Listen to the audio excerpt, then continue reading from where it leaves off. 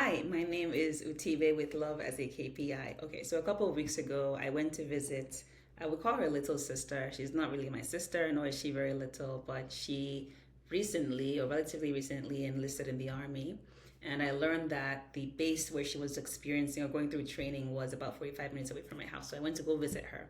And as I observed her in her environment, in her element, right, and just observing the changes within her, from pre enlisting to now, I started to think about the word commitment. So I've spent over 20 years on the front line of what people care about. There are many ways I could frame my career, but one of those ways is say that I've spent time really on the front line of what people care about. Why do they buy? Why do they stay with companies? And one paramount truth has become evident. People remain committed when they feel loved.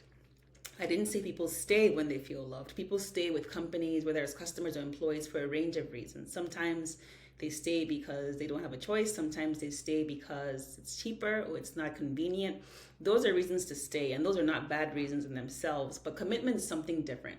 Commitment is a higher level order. In fact, I think commitment is a heart posture. When you're committed to something, you've almost made a pre-decision that you're committed to it. You will weather bad events. You will weather challenges and difficulties. You will be willing to give personal sacrifice to something that you're committed to, right? Again, you take on responsibility towards the thing, the person, the organization that you're committed to, right? You have a future-oriented perspective, right, when you're committed. I feel like it's a completely different sphere of decision towards an organization or a person. That's what commitment is.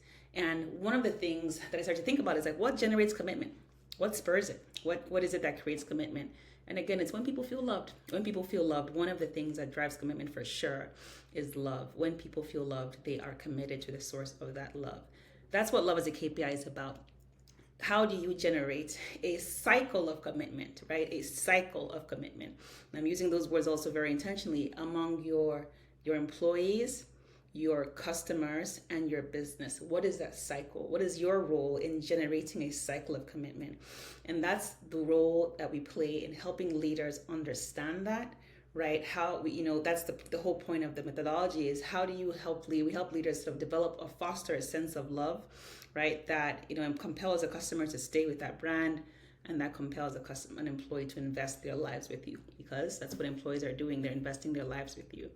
And so here to talk shop, here to connect with leaders, to answer questions, to share my perspective. That is in fact the most enriching thing of talking about Love as a KPI over the past year and a half, is the opportunity to speak to different leaders in different spheres, whether you're in sales and you're looking to create that sense of commitment with new clients, whether you're trying to do that with customers, whether you're trying to get that with your employees, with your team, whether you yourself are trying to determine how to create a sense of commitment with your direct team, with your direct reports. The same thing will apply in many ways because it's still people. And so here, again, always here to talk shop, here to help, here to support. Kindly reach out if you want to talk more about what does this mean practically for you in your specific context. But if you think about commitment as different than, again, just staying is good, but what you really want is people, whether they're employees or their customers, who are committed to your cause, to your organization, to your vision, and of course to you.